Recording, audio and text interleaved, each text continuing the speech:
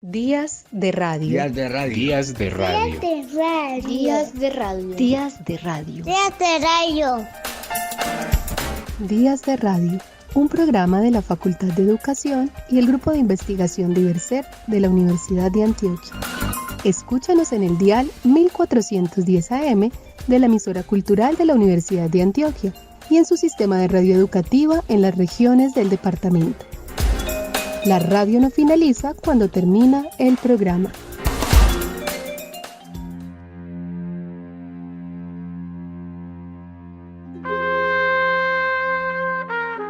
En el nombre de Dios Todopoderoso, autor de la naturaleza, nosotros, los representantes del buen pueblo de la provincia de Cartagena de Indias, congregados en junta plena, con asistencia de todos los tribunales de esta ciudad, a efecto de entrar en el pleno goce de nuestros justos derechos, que nos han devuelto por el orden de los sucesos con que la divina providencia quiso marcar la disolución de la monarquía española y la erección de otra nueva dinastía sobre el trono de los Borbones, antes de poner en ejercicio aquellos mismos derechos que el sabio autor del universo ha concedido a todo el género humano. Vamos a exponer a los ojos del mundo imparcial el cúmulo de motivos poderosos que nos impelen a esta solemne declaración y justar la resolución tan necesaria que va a separarnos para siempre de la monarquía española. Apartamos con horror de nuestra consideración aquellos 300 años de vejaciones, de miseria, de sufrimientos de todo género que acumuló sobre nuestro país la ferocidad de sus conquistadores y mandatarios españoles, cuya historia no podrá leer la posteridad sin admirarse de tan largo sufrimiento, dando en silencio, aunque no en olvido, las consecuencias de aquel tiempo tan desgraciado para las Américas. Con este extracto de la Declaración de Independencia de la provincia de Cartagena, damos inicio a este Días de Radio, dedicado a la heroica, cuya independencia se celebra el 11 de noviembre.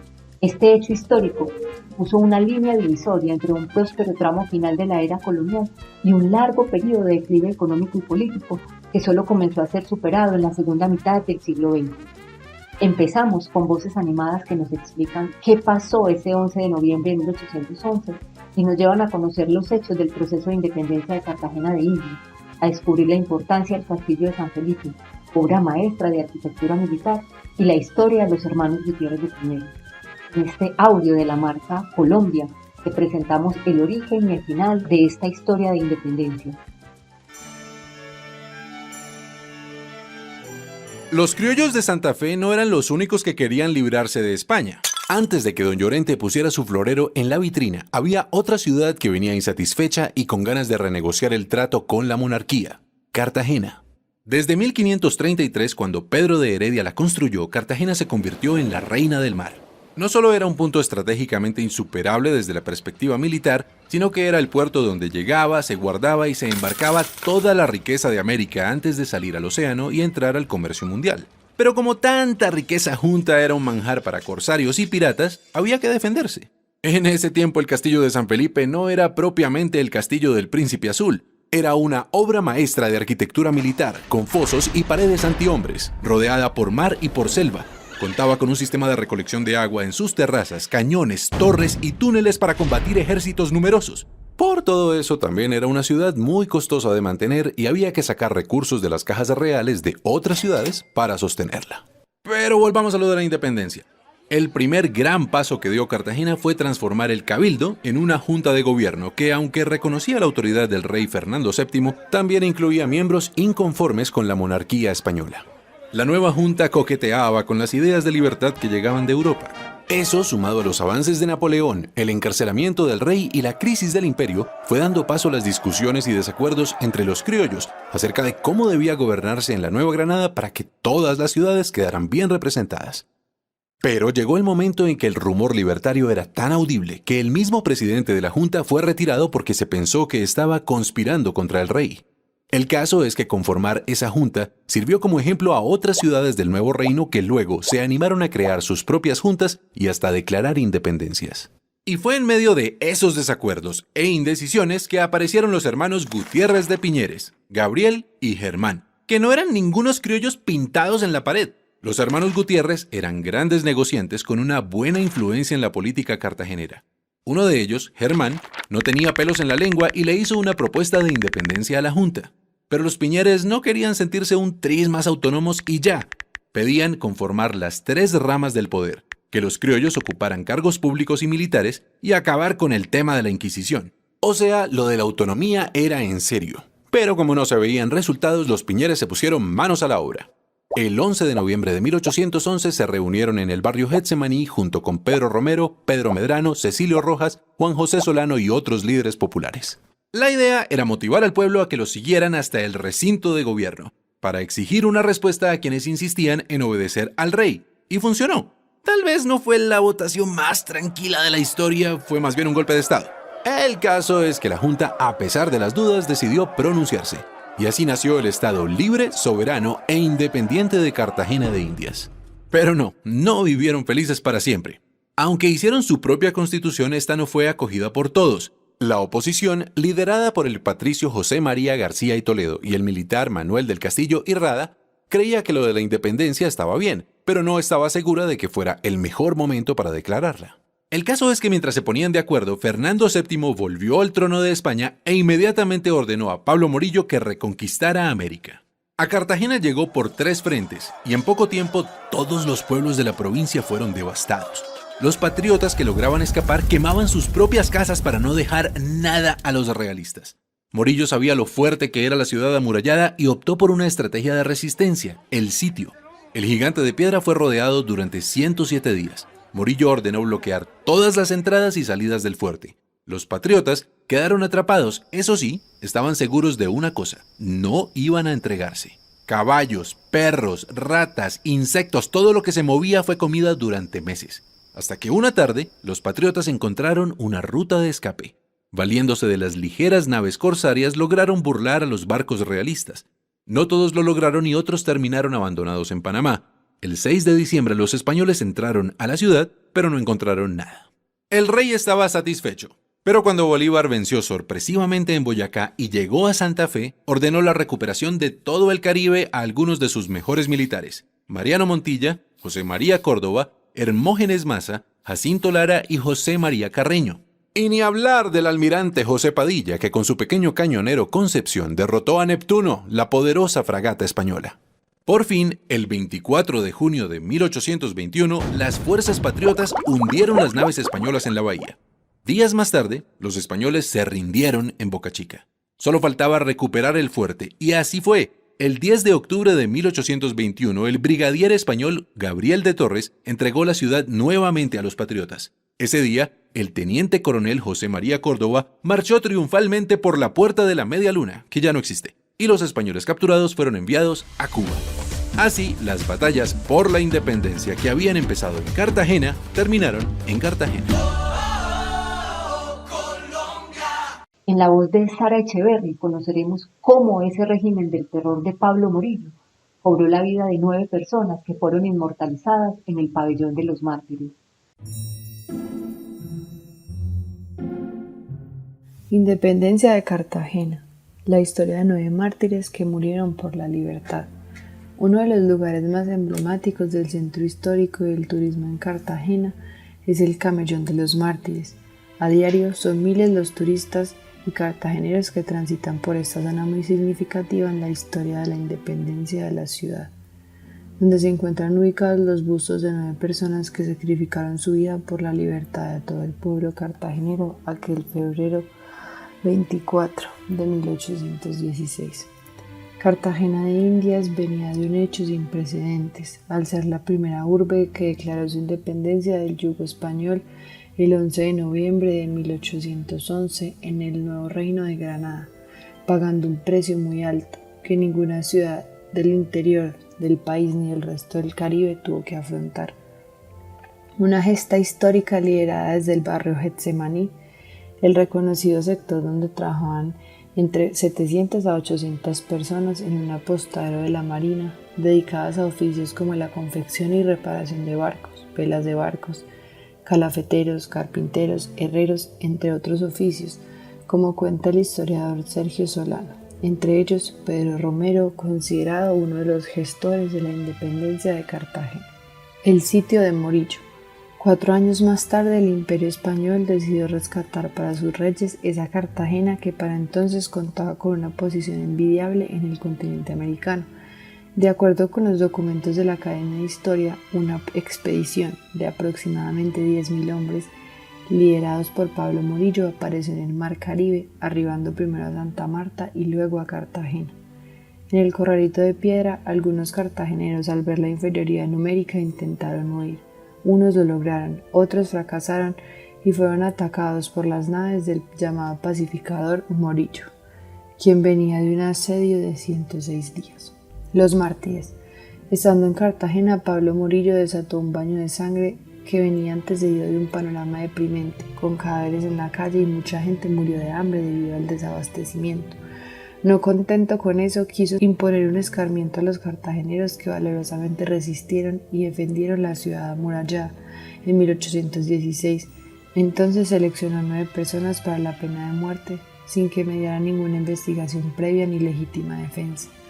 En textos escritos por el historiador Juan Carlos Díaz, se describe que el Consejo de Guerra realizado el 19 de febrero de 1816 se ordenó condenar a sentencia de muerte a Manuel del Castillo, Martín Amador, Antonio de Ayos, Germán Pantaleón, Miguel Díaz, Manuel Anguiano, José María Portocarrero, José María García y Santiago Stuart. 5 días después se daría cumplimiento a la sentencia. Uno a uno fueron trasladados, amarrados con ropas viejas, a la Plaza de la Merced para exponerlos a la vista de todos. Seguidamente un escribano se acercó a leerles la sentencia. Manuel, Martín, Pantaleón, Santiago, Antonio, José y Miguel fueron condenados a ser ahorcados y confiscados sus bienes por los delitos de alta traición e insubordinación al rey Fernando VII. Asimismo, este Consejo de Guerra de los españoles condenó a Manuel a recibir impactos de balas de las armas por la espalda y finalmente condenó a José María a ser ahorcado y confiscado sus bienes. Cuenta el historiador Díaz Cuillen que una vez leída la sentencia, los 9 condenados fueron llevados a las afueras de la ciudad amurallada frente a la Torre del Reloj, totalmente destruida, y en postes de madera serían fusilados. 8 de los 9 sentenciados fueron amarrados de los postes, mientras el restante, Manuel, fue apartado y obligado a portar uniforme de teniente coronel porque tenía que morir de espaldas. Españoles bastardos, decía Pantaleón, uno de los pocos que no negó su participación en la independencia de Cartagena y siempre lo decía con orgullo: la libertad de América es inminente. Unos minutos después, el oficial encargado de un pelotón de 20 hombres formados en 2 líneas, la primera de rodillas y la segunda de pie, dio la orden de fusilamiento. «Preparen, apunten, fuego», gritó el oficial. La descarga había sido certera. Los cuerpos de los próceres cartageneros murieron en el acto sin dejar que pronunciaran su última voluntad. Faltaba Manuel, el hombre de origen cartagenero, quien en algún momento estuvo a las órdenes del rey. Fue llevado a uno de los postes de madera. Rápidamente leída la sentencia.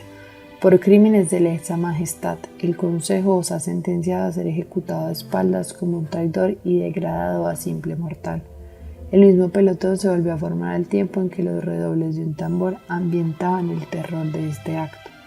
Manuel fue volteado dirigiendo su vista al poste que aún tenía la sangre de su compañero Miguel Díaz. «Aquí muere un hombre libre, viva Cartagena», gritó. Una vez pronunciadas estas palabras, 20 tiros dieron en su espalda, cayendo amarrado al poste. La escena no podría ser peor.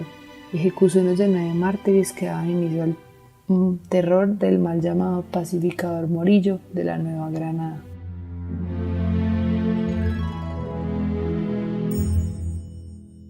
Una nota del Instituto de Cultura y Patrimonio de Cartagena nos permite conocer el papel que desempeñaron las mujeres en la independencia de la ciudad. Adinés Varga Hernández, historiadora, docente e investigadora de la Universidad de Cartagena y asesora del Museo Histórico, presta su voz para darnos a conocer algunos aspectos de la historia no contada.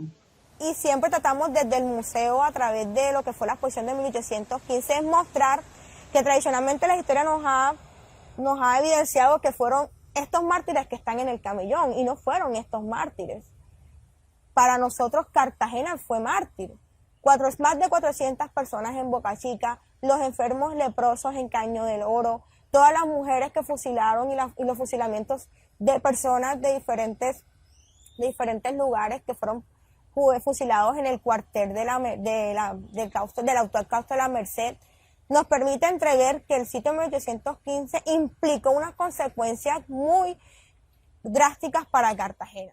Para poder entender la participación de las mujeres en la independencia, cabe destacar que esta fue la construcción de un proyecto político colectivo de ciudad. Estas mujeres, muchas de ellas, hicieron labores de espionaje. Algunas mujeres también, como eran mujeres adineradas, contribuyeron con recursos para financiar los pertrechos y el armamento del ejército patriota. También mujeres brindaron primeros auxilios. Algunas mujeres que eran dueñas de hacienda o las mujeres de la ciudad en general también facilitaron sus viviendas como lugares de hospedaje para salvaguardar o para proteger a estas personas que habían luchado y que estaban afectadas o heridas. Las mujeres como Ana Pombo, Juana Amador, Eugenia Rázola, Vicenta Narváez, entre otras muchas más, fueron mujeres que logramos tener referencia por algunos documentos históricos. Pero sabemos que el sitio de 1815 no fue un sitio que estaba únicamente donde se iba a señalar o se iba a perseguir a los líderes, sino también a toda la población. Eugenia Rázola, en agosto de 1815, sale en compañía de uno de los trabajadores, de uno de los compañeros de la hacienda de su papá, a supervisar por algunas veces que no habían regresado. En ese momento se encuentran con unos soldados del ejército sitiador, es capturada, no se le hace ningún juicio, es fusilada por traición y su cuerpo es arrojado a la puerta de la hacienda de su familia.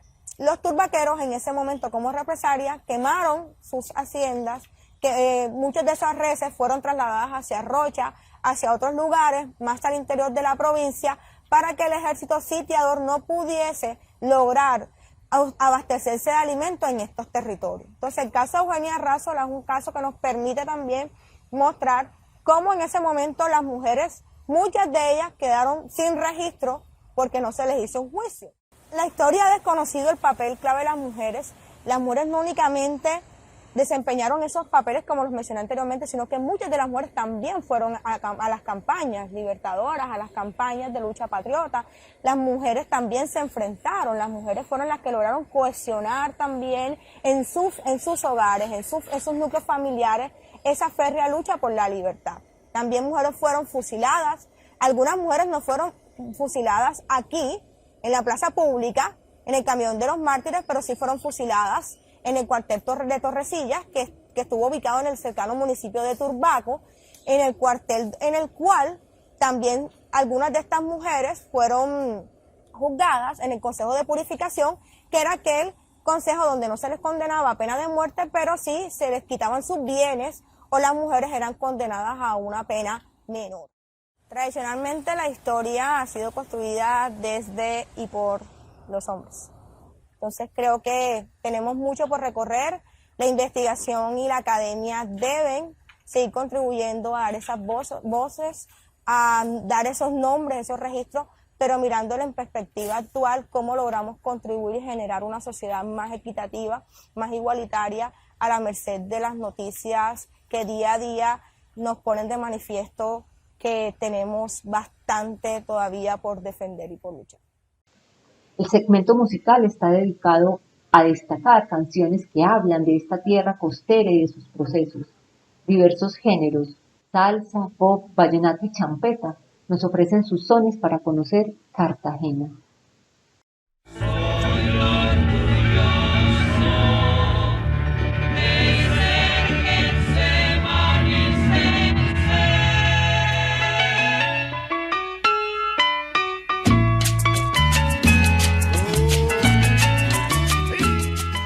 Soy Getsemaniense es una canción compuesta en 1971 por Luis Guillermo Pérez Cedrón. En esta se vislumbra el papel del líder mulato Pedro Romero para que la independencia fuese una realidad. Dice así: que lo sepa el mundo entero que aquí en la Plaza del Voce fue que un cubano glorioso dio el grito de independencia. Aquí nació la insurgencia del pueblo cartagenero para que los chapetones se envuelvan de nuestro suelo. Sincero de corazones, y amables en el tratar. Nací en la calle San Juan, hijo de Nahui y Manuela, y en el pasaje Lugán, donde quedó la burrera, yo me iba para el Platanal a jugar con Micaela. Lindo Cartagena. Soy orgulloso de ser germanicense, qué dicha grande ser nacido en Cartagena.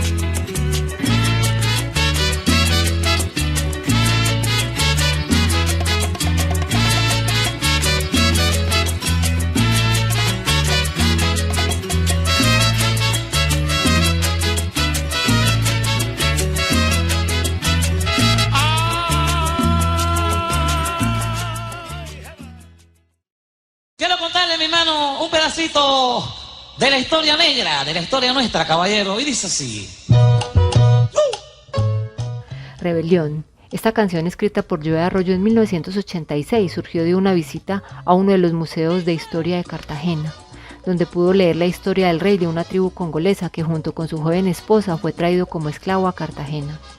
Esta canción, este pedacito de la historia negra, se inserta en la expresión de resistencia inacabada del pueblo afrodescendiente en nuestro territorio, en la huella del cimarronismo histórico que se expresa en la explosión de su alma cuando grita «No le pegue a la negra», y lo que, retrocediendo en el tiempo, imaginamos conllevó para los africanos esclavizados y cimarrones este rechazo contundente a la esclavización. Las calles de Cartagena, aquella historia vivió cuando aquí llegaban esos negreros africanos en cadenas, besaban mi tierra, esclavitud perpetua. Esclavitud perpetua. Esclavitud perpetua.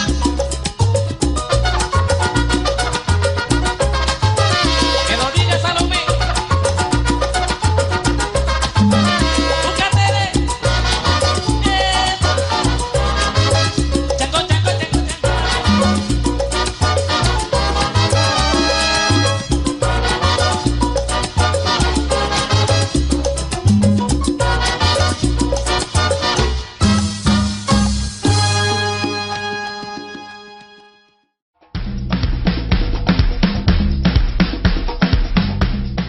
La Fantástica, de Carlos Vives.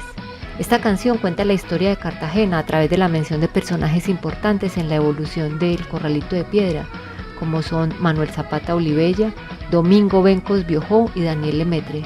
Rinde tributo además a los cartageneros de antaño y a los españoles residentes en esta tierra, que defendieron con valentía la ciudad de los ataques piratas. La canción es un homenaje merecido a folcloristas queridos por su entrega diaria para enriquecer la cultura musical de un pueblo que transpira pasión por el legado rítmico de sus ancestros africanos. Se menciona, por ejemplo, a Justo Valdés, a Graciela Sofro y Cenelia. Su paciencia colmó y levantó una muralla bien fuerte para salvar a su gente, para cuidar su bandera, me lo contó. Bandero, bandero, a los niños del ciruelo, batata, batata, para la alegría de la casa, dinero, dinero, a los viejos compañeros del ámbito musical, de la movida local. Dios bendiga a Cartagena, la fantástica, viva el África, viva el África. Dios bendiga a Cartagena, la fantástica, viva el África, viva el África.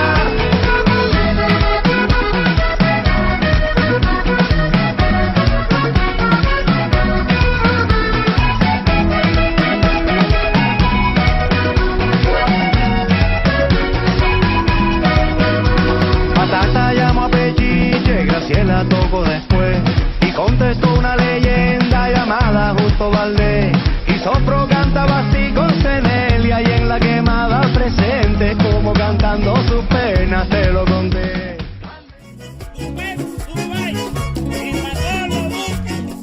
Señora Cartagena es un vallenato interpretado por Poncho Zulete con el acordeón de Julio Rojas. En él cantan a la Cartagena heroica. Señora Cartagena inolvidable, como está de bonita, yo haciendo tu progreso. De Chimichagua yo he venido a cantarte porque eres lo más lindo que tiene el universo. Y esta es tu historia, voy a estampar mis versos, para que un pirata más tarde te los cante. Y esta es tu historia, voy a estampar mis versos, para que un pirata más tarde te los cante. Señora Cartagena de India, heroica luchaste por la libertad, con tus negros fuertes, con tu raza limpia, demostraste coraje ante la adversidad. De toda Colombia eres la consentida, y todo el que llega se quiere.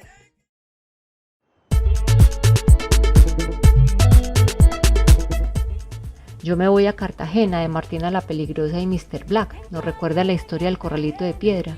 Hace alusión a sus murallas, sitios históricos como el mercado de Basurto y a las luchas emblemáticas que llevaron a su independencia.